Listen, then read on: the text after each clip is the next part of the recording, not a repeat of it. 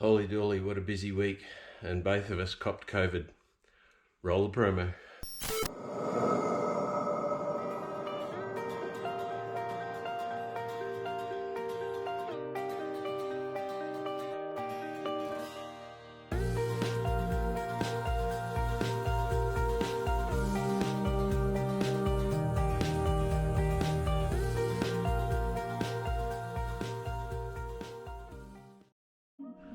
Alright, well, since last Friday, which of course was Good Friday, I got COVID, and some of you will know that, some of you won't, and copped it pretty bad for a couple of days, and then of course Tracy got it a few days after me. So I'm back to about 85–90%, and I'm recording this on Thursday, of course, and so I'm still not 100%, as you can hear, but I have been working hard, and this is what I've achieved since then.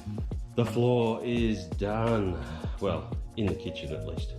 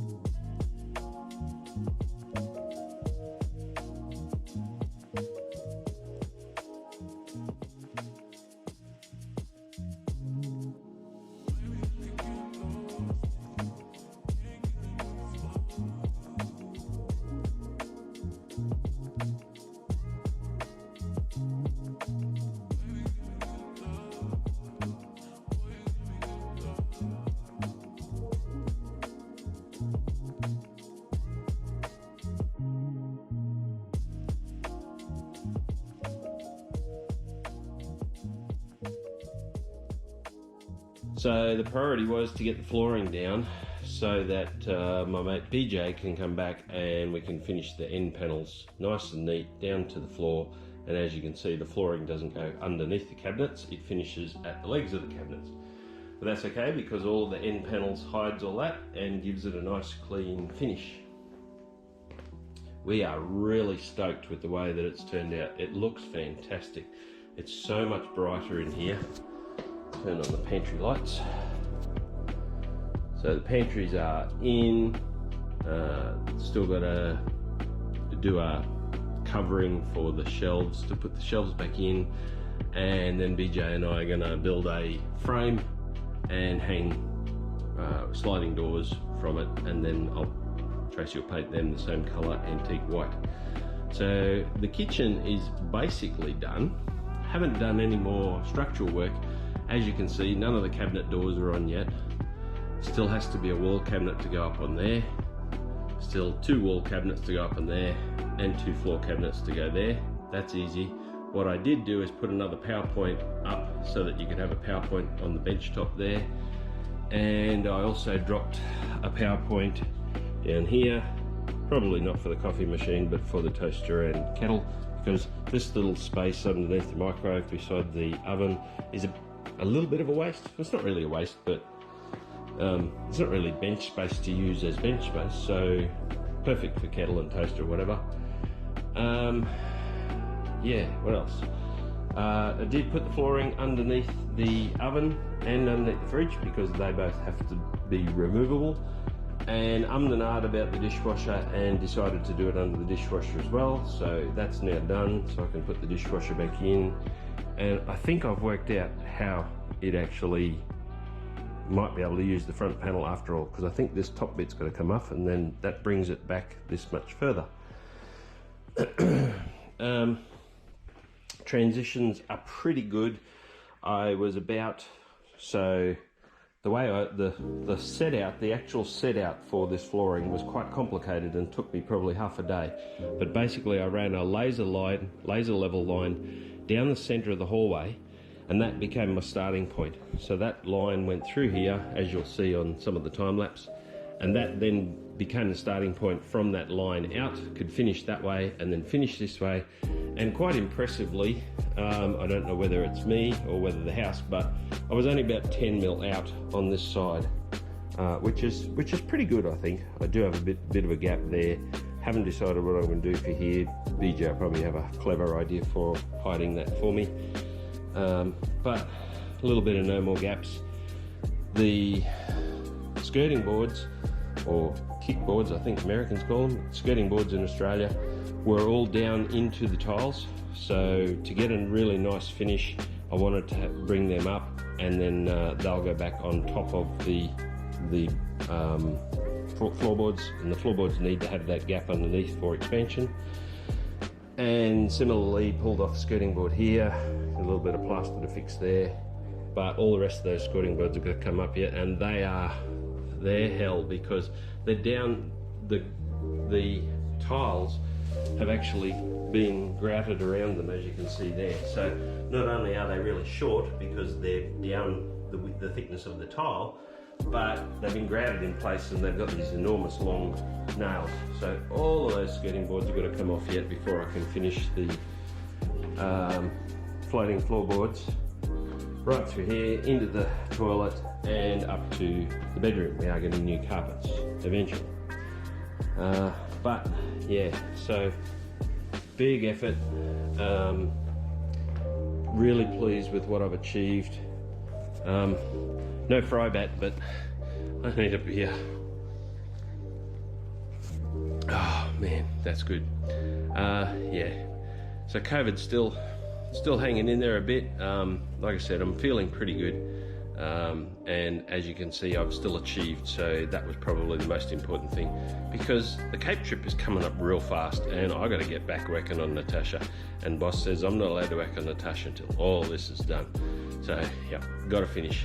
The beams came out really nice.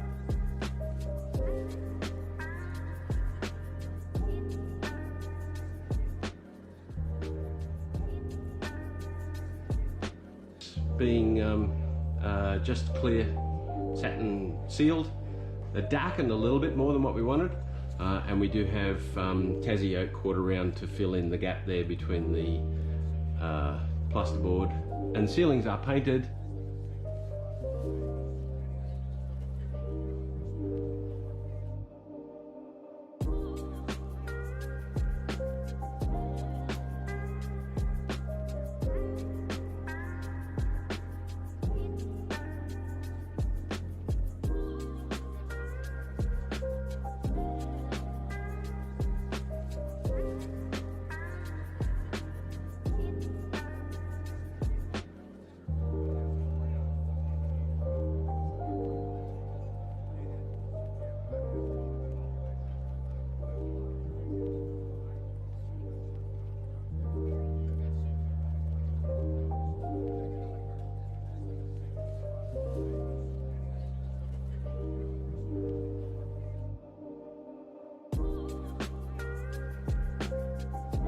although not 100% with the coverage. I think I'll give it another coat. They look pretty good, but the kitchen looks really good, so I really want the ceilings to look really good as well. My patching is pretty good. A couple of spots where I'm not 100% happy with, but overall still got to fix this bit of cornice here because that was a really weird one because of this gyprock on the brick wall, but that's okay, I'll get to that. Really happy with my patch job here, and my 2 patch jobs where the brick pier was are pretty good. If you didn't point them out to anybody, I don't think anyone will notice them, so that's pretty good. That's it. See you next week.